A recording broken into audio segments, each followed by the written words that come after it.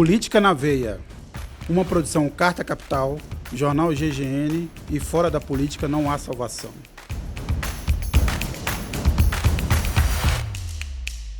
Olá, pessoal, tudo bem? Quem acompanha o Política na Veia muito possivelmente está estranhando ouvir agora uma voz diferente da voz de Sérgio Lírio, diretor de redação de Carta Capital. Sérgio Lírio, que está de férias, fica por algumas semanas fora do Política na Veia, e eu, Thaís Reis Oliveira, sou editora executiva digital aqui na Carta e tenho a honra de substituí-lo nesse programa, ainda que desfalcado, né, Cláudio? Hoje o Nassif também não pode participar com a gente, mas eu vou tocar com você uma conversa aí sobre os temas candentes da semana. Tudo bem? Tudo bom, Thaís? Bom dia para você. Bom dia, porque a gente está gravando de manhã, né? Mas quem está nos ouvindo não sabe se é de manhã, então a gente pode falar bom dia, boa tarde, boa noite, como alguns falam em outros podcasts por aí. Enfim, estamos aqui com saudades do Sérgio, mas nem tanto, porque você substitui o Sérgio com vantagens, né? E saudades do Nassif, que deve estar tocando seu violão em algum lugar. Pois é, vamos tê-lo aí em breve.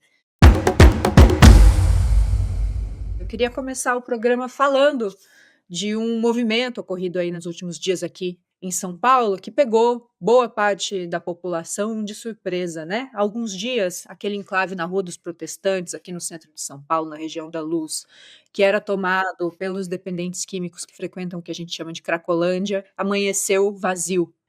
As imagens feitas naquele dia mostram que não havia não havia de fato pessoas circulando, é muito chocante, inclusive, né? Não tem ninguém, aquele trecho completamente vazio. Nem a Prefeitura de São Paulo soube responder exatamente o que aconteceu, as versões ainda são bastante desencontradas, e o fato é que um outro fluxo, né, outra cena aberta de uso de drogas como aquela da Cracolândia, realmente não foi encontrado no centro de São Paulo, mas essas pessoas estão pulverizadas por regiões aqui do centro, há relatos também ainda, sem evidências muito fáticas, mais relatos de pessoas em situação de rua que foram encontradas em cidades vizinhas. É muito difícil saber o que aconteceu. Essa tem sido uma bandeira política tanto do Tarcísio quanto do próprio Ricardo Nunes, que tem comemorado essa ação, mas os movimentos progressistas apontam que a Cracolândia de fato não acabou e que não dá para contar ainda com isso, e que outros problemas, né, tanto de direitos humanos quanto problemas de ordem social podem acontecer nos próximos dias. O que você tem depreendido dessa história e da narrativa oficial do governo da Prefeitura de São Paulo? Olha, primeiro acho que uma falta de transparência imensa, porque é evidente que essas pessoas não poderiam ter simplesmente sumido. Acho também algo que muito dificilmente vai se conseguir encobrir durante muito tempo, porque você não some com tanta gente assim, e isso não aparece em algum momento. Acho que em breve a gente vai acabar sabendo qual foi o destino que essas pessoas tiveram. Seja lá qual for esse destino que elas tiveram, acho que a gente tem uma situação bastante problemática. Primeiro, que se você internou essas pessoas compulsoriamente, você está violando direitos fundamentais. Você não pode pura e simplesmente sair internando essas pessoas. Segundo, caso seja isso que tenha acontecido, para além do primeiro problema que eu apontei, você tem o problema de saber qual é a destinação dessas pessoas. Isso, se ocorreu, deveria ter sido publicizado. A gente deveria saber para onde essas pessoas foram. Se não foram internadas, foi o quê? Foram levadas, como você apontou que isso é uma das possibilidades, para cidades vizinhas? Isso foi feito a despeito da vontade delas? Porque você não pode simplesmente remover as pessoas e jogá-las em algum canto como se elas fossem um pedaço de pau, né? Isso não pode ser feito. A gente está falando de seres humanos, pessoas que têm direito de decidir qual vai ser o seu destino, por mais que elas vivam numa situação de dificuldade. Se elas tivessem sido abrigadas em algum lugar, isso seria até talvez algo meritório para a prefeitura. Por que ela não mostra? Talvez porque não tem esse mérito. Então, de novo, temos aqui mais um problema que aparece numa situação desse tipo, além, né, do que eu já falei, da falta de transparência, né, do risco de violação de direitos fundamentais que tem havido. Se essas pessoas, é uma outra possibilidade, foram dispersas pela cidade, de novo, a gente tem primeiro uma tentativa de fazer uma higienização de maneira disfarçada, né? Quer dizer, na realidade você espalha, né? Você joga cada um num canto, você tira, inclusive, as redes de apoio que essas pessoas, porventura, possam ter, porque você às vezes está espalhando, e nada vai impedir que essas pessoas, caminhando ou de qualquer outra forma, voltem ao mesmo lugar daqui a pouco. Ou seja, está, na realidade, enxugando gelo, seja qual for o propósito que haja aí, seja um propósito que poderia, teoricamente, que não me parece que é o caso, ser um propósito meritório, seja um propósito pura e simplesmente higienista, né? Mas um higienismo, além de tudo, mal feito, né? Nesse caso, porque simplesmente essas pessoas vão regressar ao lugar onde estavam. Ou seja, o que a gente nota é uma brutal falta de transparência, né? É um risco muito grande de violação de direitos fundamentais, e claro, acho que isso é importante. Mostra também um claro alinhamento da Prefeitura de São Paulo ao governo do Estado, né? Porque essa política truculenta, de higienismo e tudo mais, é a política que o governo Tarcísio também adota. A gente vê isso recentemente nesse caso, envolvendo uma terra da União ali ocupada, né, por moradia popular, moradia precária, de pessoas que não têm como morar em outro lugar, né, em que havia toda uma política por parte do governo federal de fazer ali uma remoção dessas pessoas de maneira digna para algum lugar, de forma negociada, de modo que elas tivessem aonde viver e de forma, inclusive, consentânea com o seu local de trabalho, com uma série de questões. Em vez disso, o que nós tivemos foi o governo do Estado, de forma truculenta, destruindo a casa dessas pessoas, né, passando com o trator por cima, reprimindo essas pessoas. Teve até gente saindo para o trabalho que levou tiro de borracha nesse episódio. Ou seja, a gente vê aí uma certa lógica similar na política de truculência e de higienismo adotada pelo governo estadual de Tarcísio de Freitas e pelo governo municipal de Ricardo Nunes, né? A aliança que se desenhou na eleição municipal, ela continua forte. E o discurso que eu tenho notado do discurso do Tarcísio e do Nunes, quando instados pela imprensa a comentar isso, eles têm se limitado a atribuir esses movimentos, a conectar diretamente as ações, né, de desocupação da favela do Moinho, truculentos, como você mencionou, ao sumiço do fluxo da Cracolândia, quanto limitar essa justificativa a um trabalho logístico e que sufocou supostamente o fluxo de drogas na região. E óbvio que eu não estou aqui concedendo que, claro, que questões logísticas fazem parte dessa movimentação toda e que as pessoas que frequentam a Cracolândia estão ali primariamente em busca de droga. Mas as respostas são sempre muito evasivas, né? A própria questão envolvendo o Moinho, não fosse o governo federal reagir, suspender a concessão desse território e aí sim surgir com uma proposta conjunta que atendesse minimamente os interesses daquelas famílias, né, que estavam inicialmente pelo governo Tarcísio trocando um terreno numa região, é claro, com dificuldades de moradia por uma dívida, né, não atendia primariamente os interesses da família, o governo interviu e finalmente houve uma política então de ceder a casa para essas pessoas, que era o que deveria ter sido feito desde o início. Mas não fosse essa movimentação, o governo Tarcísio não estaria falando disso, e eu tenho dúvidas ainda de o quanto, né, caso apareçam aí indícios de que essas remoções na Cracolândia foram feitas sob o uso de violência, foram feitas violando os direitos individuais e humanos daquelas pessoas, se a opinião pública paulistana vai se compadecer com isso, né, porque acho que a gente vive um momento muito lamentável da política brasileira, onde simplesmente a maioria da população defende abertamente, os políticos defendem abertamente essas soluções, a maioria da população passou a defender abertamente soluções que violem os direitos e usem de violência contra cidadãos. Exatamente, exatamente. Mas é a lógica desse pessoal, né? Se a gente, inclusive, volta a políticas anteriores que foram adotadas para a Cracolândia, né, por governos municipais como o governo Dória, mesmo como o governo Bruno Covas, é bom a gente não esquecer que ele também não teve uma política muito diferente. Foi exatamente o mesmo tipo de orientação, né? A desestruturação, para não dizer o desmonte, né, daquela política braços abertos que foi adotada durante a prefeitura Haddad, né, que conseguia dar um outro encaminhamento para essas pessoas, as colocando, né, no mercado de trabalho, criando uma porta de saída para essa situação. Nada disso teve continuidade, né? A lógica foi muito mais da repressão pura e simples, né, e do higienismo. Acho que é isso que a gente viu ali. Para além, claro, né, e quando eu falo da repressão pura e simples, inclui essa outra coisa, a internação forçada, né, que já há, enfim, dos especialistas, não sou eu um especialista, mas escutei já isso de vários especialistas, não há eficácia nesse tipo de política quando você faz a internação forçada, a pessoa volta ao vício, né? Então, além de ser uma violência, né, não é eficaz para o objetivo que se propala, né, como objetivo a ser atingido. Mas parece que a gente passa o tempo e a gente não consegue sair dessa situação. Aliás, não só não consegue sair, me parece que a gente, inclusive, regride, né? Porque mesmo em momentos anteriores, essa história de desaparecer com as pessoas ainda não tinha acontecido, né? Espero que essas pessoas não tenham sido desaparecidas da pior forma possível, né? Que não esteja adotando um pouco aquilo que era, né, a forma que o antigo governador da Guanabara, né, o Carlos Lacerda, adotava para os moradores de rua, né? É. Que era jogá-los no rio. Espero que não seja disso que se trata aqui, né? É importante acompanhar o desfecho disso nos próximos dias. Chama a atenção que esse fluxo não tenha ainda se organizado em nenhum lugar, isso realmente não aconteceu em momentos anteriores. Exatamente.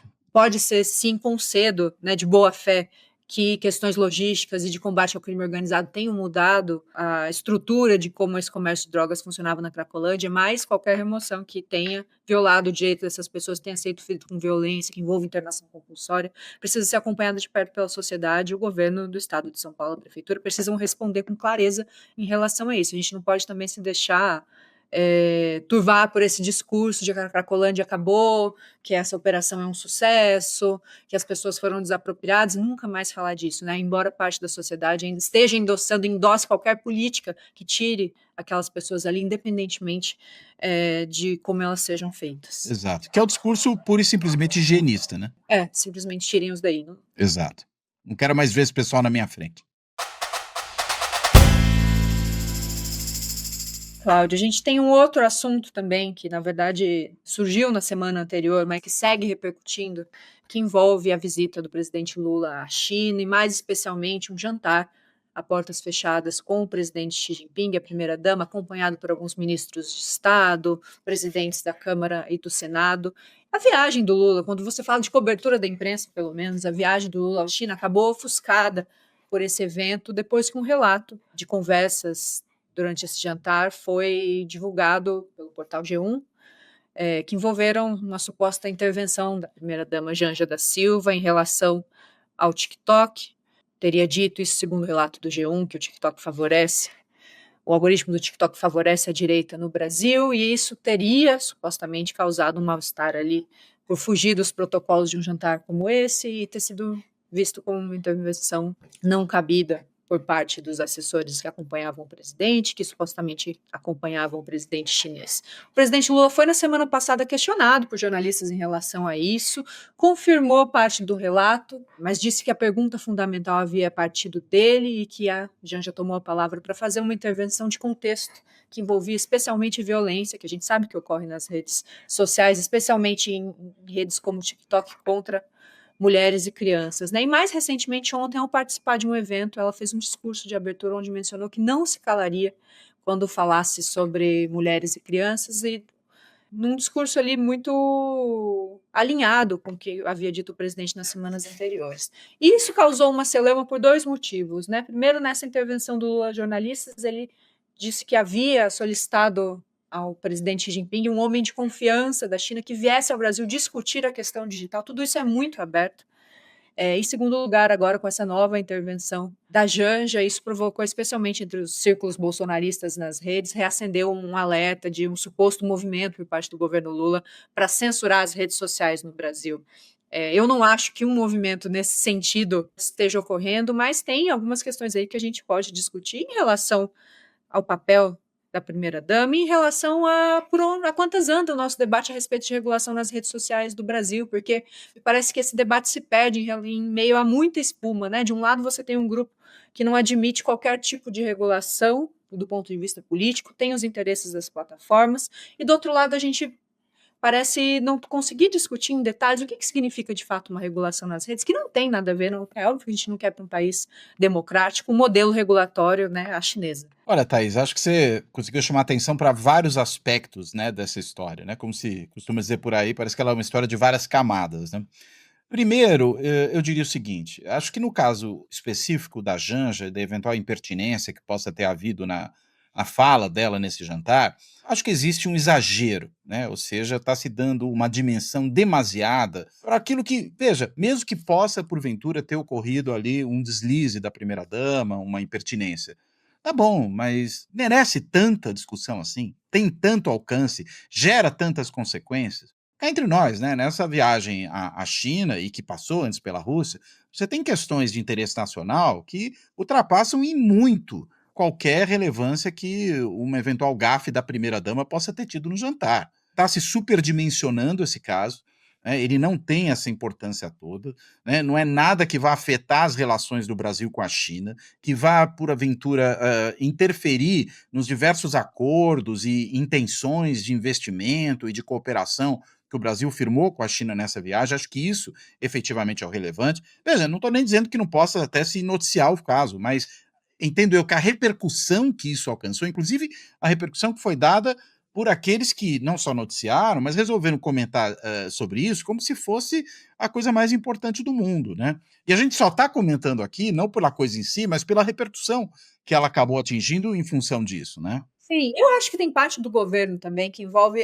o presidente ter tocado nesse assunto com a abertura que ele tocou, ou seja, ele se mostrou irritado, acabou, por sua vez, confirmando aquele conteúdo. Fez uma menção que acendeu alertas de que o que um oficial da China vem fazer no Brasil para discutir a questão digital é muito aberto. E aí, Esse outro caso, que eu acho que é importante para entrar na coisa da regulação das redes, né?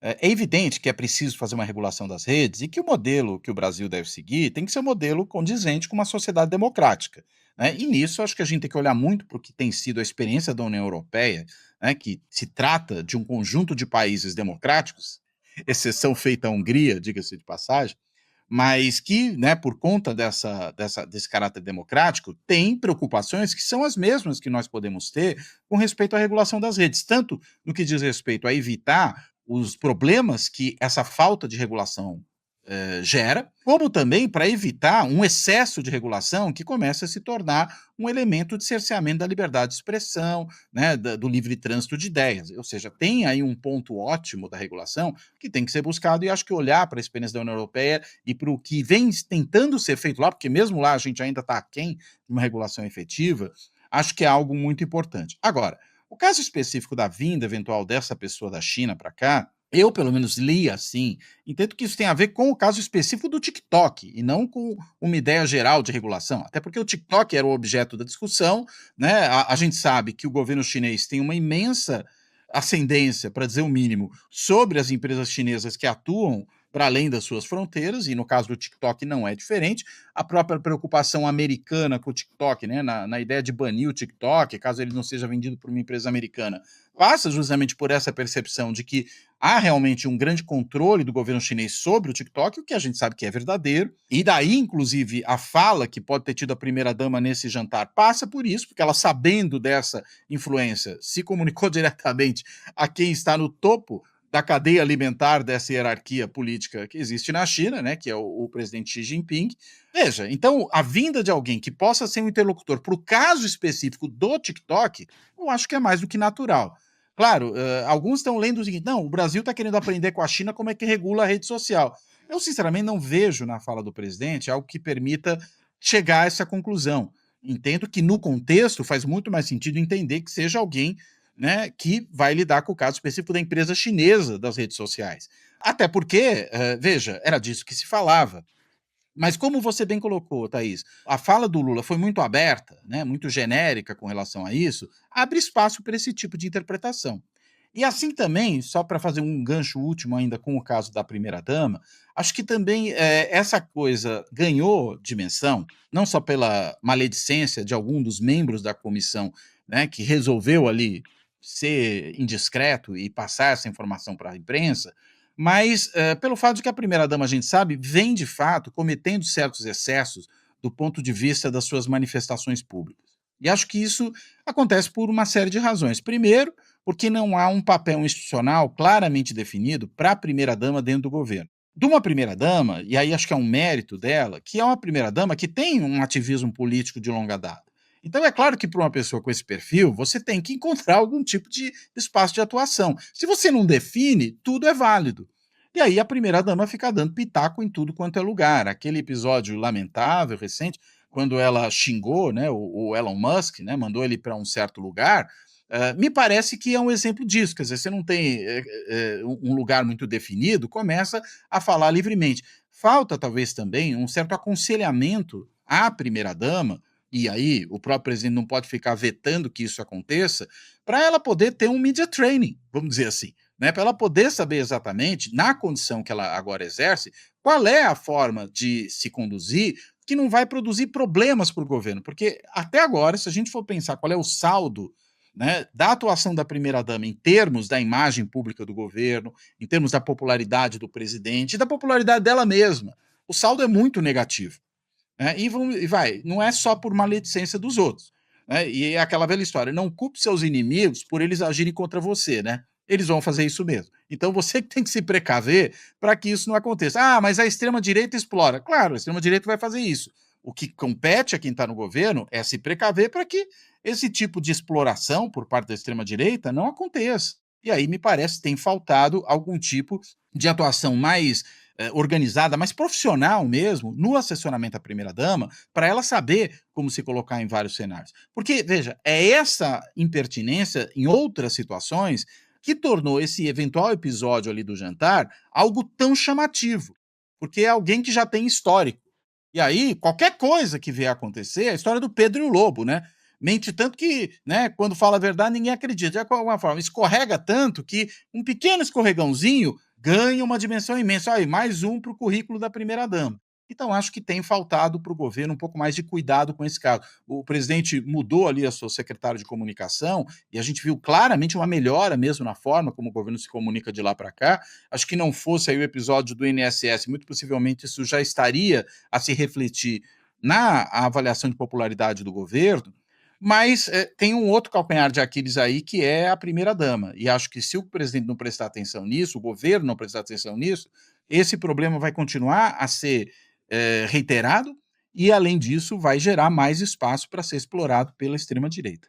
O governo e o próprio Lula têm dado esse espaço para que ela tenha algumas bandeiras, né? Que é o combate à fome, que é a economia do cuidado, que são a relação das redes sociais com mulheres e crianças. Ela quer ter esse espaço e tem sido vocal na defesa dessas bandeiras, mas esse movimento tem acabado ofuscado por conta desses deslizes, dessas impertinências que você colocou. Eu concordo em absoluto, Cláudio, com a tua avaliação. Eu queria só adicionar um componente que deve certamente, né, num eventual uma operação de treinamento de mídia, de reposicionamento de imagem da primeira-dama, que deve ser levado em conta num eventual processo de endereçar esse problema, que são as relações tumultuadas entre a primeira-dama e integrantes do próprio governo. Sim. O presidente Lula, naquela declaração anterior, né, demonstrou irritação com o vazamento dessa conversa. As suspeitas de vazamento recaíram, né, isso segundo a apuração aqui da carta mesmo. Vinícius Nunes, nosso repórter em Brasília, chegou perto desse tema, e nos bastidores apontou-se uma ação do ministro Rui Costa. Que não está entre os mais benquistos do governo, né? Isso é verdade, mas por outro lado, não me parece ser o único. Ele é o exemplo de um mal-estar em relação à primeira-dama que é maior, que envolve outros membros de dentro da esplanada e que envolve outras figuras históricas do PT que têm apontado como um pivô de um certo afastamento do presidente Lula, de aliados históricos, e apontado uma certa ascendência dela em relação a discussões internas de questões de Estado e de governo, né? Então, tem a ver também, né, para além de evitar eventos que possam provocar essa repercussão negativa pela oposição, tem também um movimento ali de apaziguar os ânimos, de alinhar questões, inclusive dentro do próprio governo, porque o fogo amigo é realmente forte, né, de um lado e de outro. Exato. Eu recebi uma notícia interessante, né, uma informação, de que uma figura graúda do governo teria dito o seguinte, né, que o que explica muito da ascendência da primeira-dama sobre o presidente da República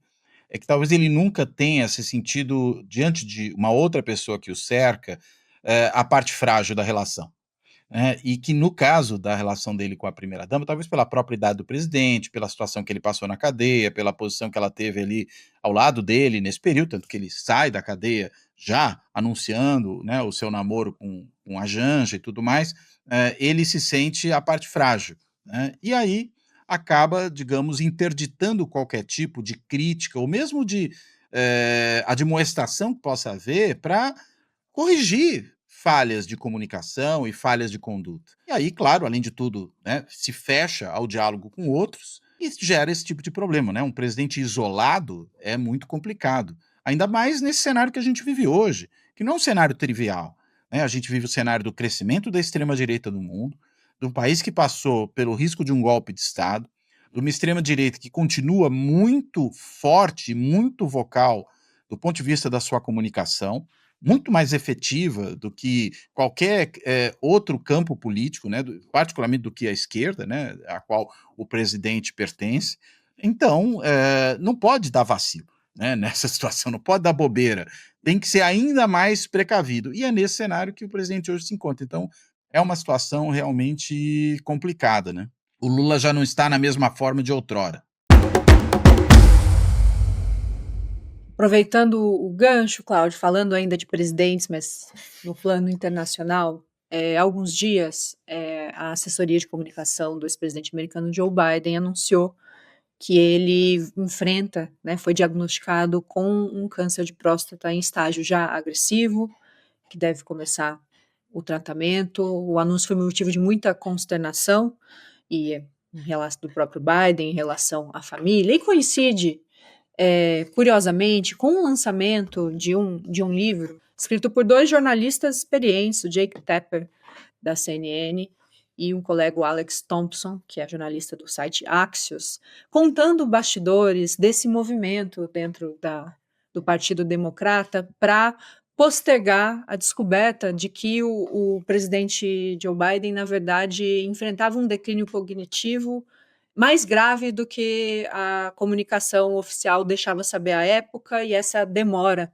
em ceder de fato espaço para um outro candidato do Partido Democrata, né? Os dois nesse livro chamado Original Sin apontam essa demora como o principal, como a grande razão pela derrota contra Donald Trump, e contam alguns detalhes envolvendo como, enfim, esse entorno do presidente agiu para que essas informações não chegassem a público, né, e não chegassem a doadores. Esse foi um caso que Biden só topou sair de cena quando essa percepção chegou a grandes doadores do Partido Democrata, exemplo do George Clooney e outros grandes atores, gente ligada ao partido.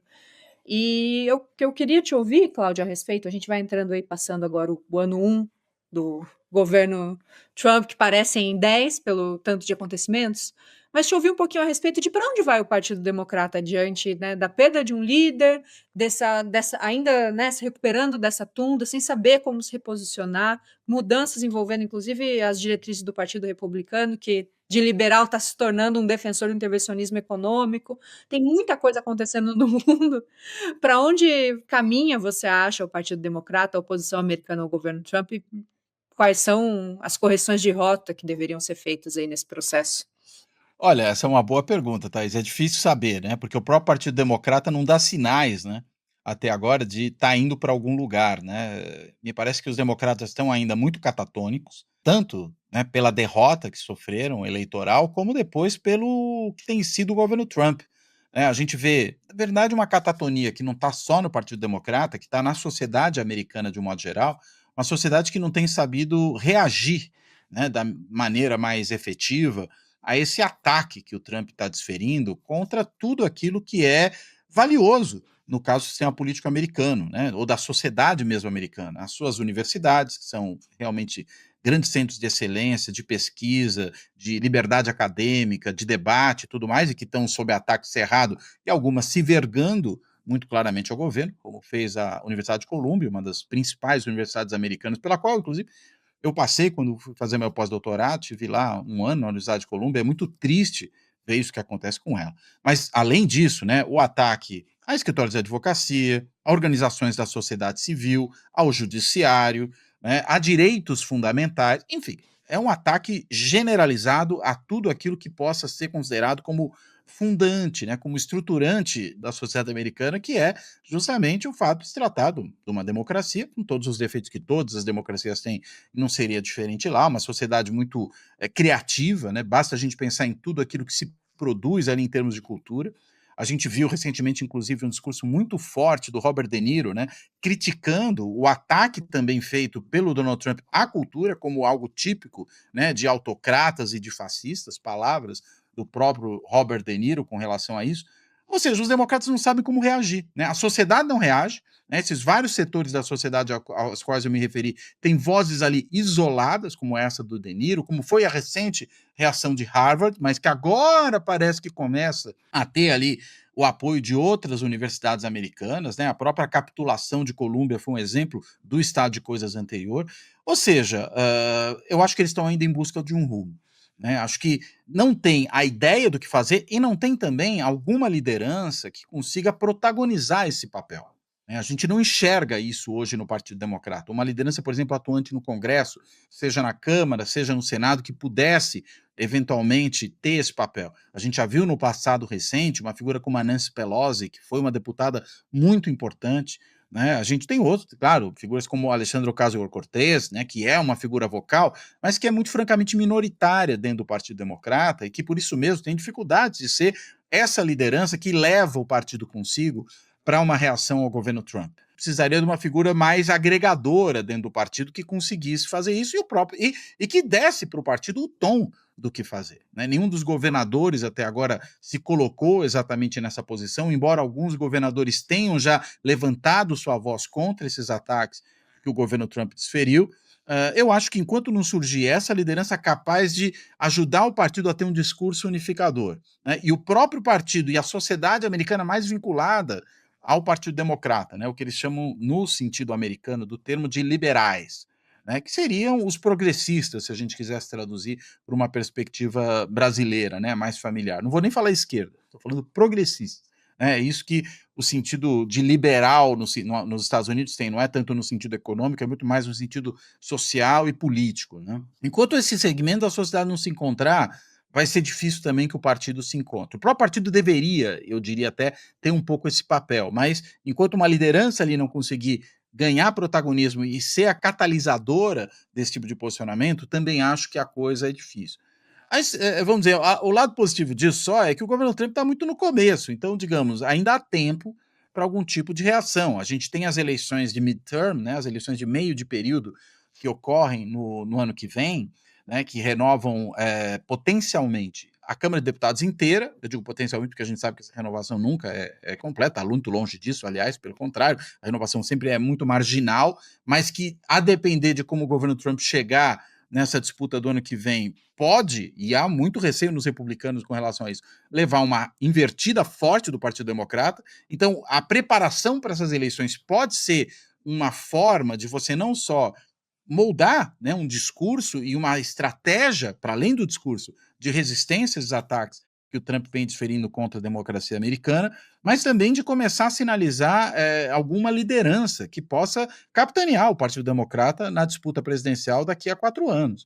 Né? A coisa não se encerra nas midterm elections. Eu diria que ela, em boa medida, tem nas midterm elections um dos seus pontos iniciais importantes, mas ela, claro, culmina na eleição daqui a 4 anos. E daqui até lá, é preciso ter uma lógica de resistência a esse tipo de ataque. Senão, é o rolo compressor da extrema-direita americana que vai por cima dos Estados Unidos e leva de sopetão boa parte do mundo. Cláudio, falando agora para encerrar esse Política na Veia de Europa, no último fim de semana, soubemos, né, que o Chega, aí acho que o nome mais importante da extrema-direita portuguesa, o partido liderado por André Ventura, que tem um discurso aberto contra políticas de imigração, que se alinha diretamente, inclusive, né, recebeu o presidente Jair Bolsonaro, é a versão bolsonarizada da direita portuguesa, teve ali bons resultados nas eleições e abala a vitória da centro-direita. Então, esse bipartidarismo que figurou entre a geringonça e entre uma concertação mais à direita, agora é ameaçado pelo Chega. E as informações que a gente tem aqui, né, mostram que, com o apoio, inclusive, de muitos imigrantes, especialmente da comunidade brasileira, foi uma coisa que me chamou pessoalmente bastante atenção ao ler sobre isso nos últimos dias, é como brasileiros, inclusive imigrantes, que não são os imigrantes de classe média alta, que deixaram o Brasil por conta da violência, têm demonstrado ali um apoio um pouco ingênuo em relação às políticas do Chega, né, por se verem como imigrantes que estão ali numa casta superior aos asiáticos que, segundo eles, vem ao país para provocar desordem. Enfim, tem um alinhamento muito ingênuo e curioso esse discurso anti-imigração. E o que você acha que explica, falando especificamente dos nossos conterrâneos que estão em Portugal? É a barata votando no inseticida, né? É isso que a gente está vendo aí.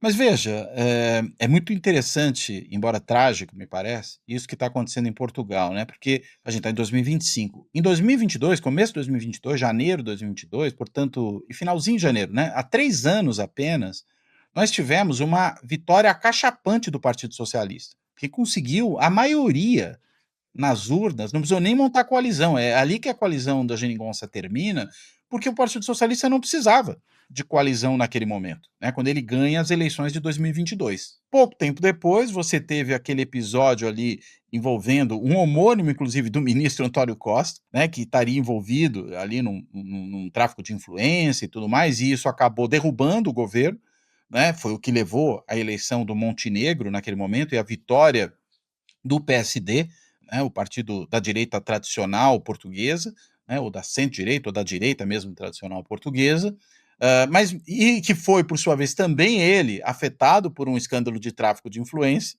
né, e que agora culmina nessas eleições antecipadas que produzem o que os portugueses chamariam de uma viragem. A gente chamaria de uma virada, né? Por que eu estou chamando de virada? Porque se em 2022, há apenas 3 anos, o Partido Socialista teve a maioria dos votos, mais da metade das cadeiras no parlamento, pouco tempo depois ele obtém o mesmo número de cadeiras do Chega, que há pouco tempo era um partido nanico.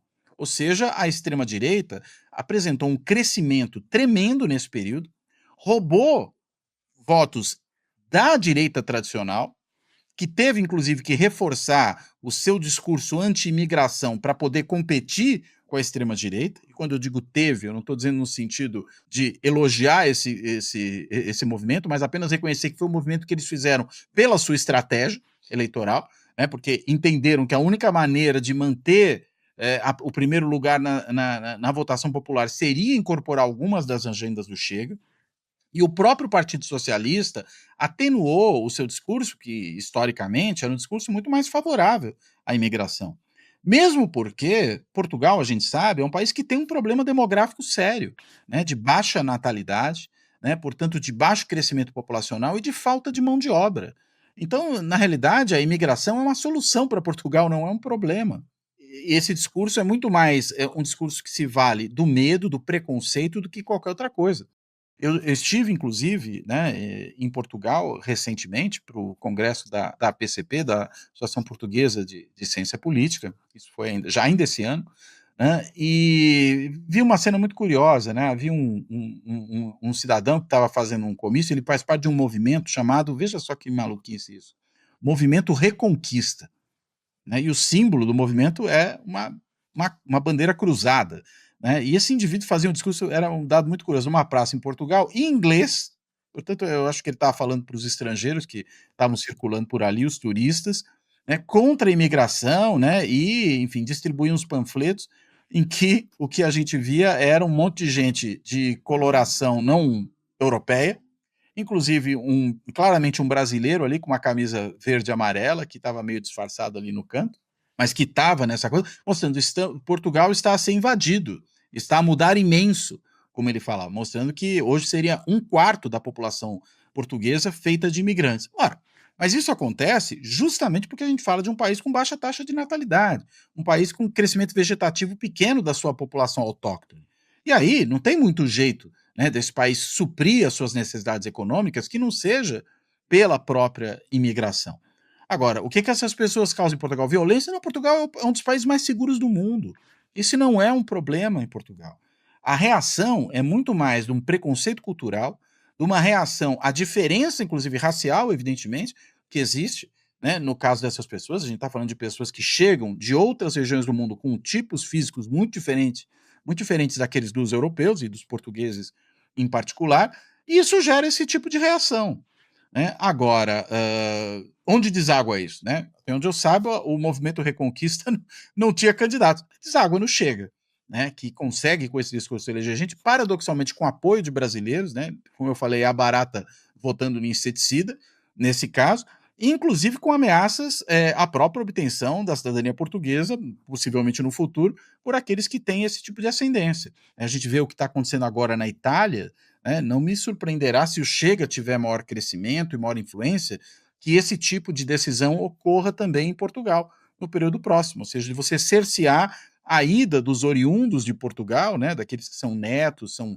filhos de portugueses, para lá com direito de cidadania, o que também é uma forma de suprir, né, a falta de mão de obra. Mesmo na Itália, me parece que isso é um tiro no pé, né, porque afinal de contas a saída de descendentes de italianos para a Itália para a busca de trabalho é uma necessidade que também a Itália, como um país que também tem baixo crescimento vegetativo, tem. E aí você está falando, inclusive, de gente que tem identidade cultural muito mais profunda. Então, veja, essa xenofobia chega ao ponto de se colocar até mesmo contra aqueles que têm uma certa identidade cultural forte com o país para o qual podem imigrar. Eu acho que é isso que a gente, de alguma maneira, está vendo ali. E, claro, né, isso casado com esse crescimento da extrema-direita, que tem no caso europeu, no caso americano, a imigração como um fator fundamental, mas que em outros lugares acontece com a escolha de outros inimigos. Veja o que foi o crescimento do bolsonarismo no Brasil, que a imigração é uma não questão para nós. Ou o crescimento da extrema-direita na Argentina. O Milei tem agora adotado medidas anti-imigração, né? Regras impostas pelo Milei na última semana, que afetam inclusive muitos brasileiros que vão até o país estudar medicina. Tem um fluxo muito grande de cidadãos brasileiros na Argentina e que podem inclusive ter apoiado a eleição de Milei, podem ser prejudicados por essa medida aí, que Exato. tem muito menos a ver com as questões europeias e americanas do hemisfério norte, mas ganhou esse espelho, né? E ele, logo depois da vitória do Trump, que falou que ia fazer um muro na fronteira com a Bolívia. Né? Quer dizer, uma questão completamente sem nexo, né, para um país como a Argentina. Cláudio, queria agradecer a tua companhia nesse Política na Veia em dupla, né? E eu, forasteira do programa. Agradecer a todo mundo que nos ouviu. Política na Veia volta na próxima quarta-feira em todos os principais tocadores de podcast e também no YouTube. Muito obrigada e até lá. Até mais, um abraço.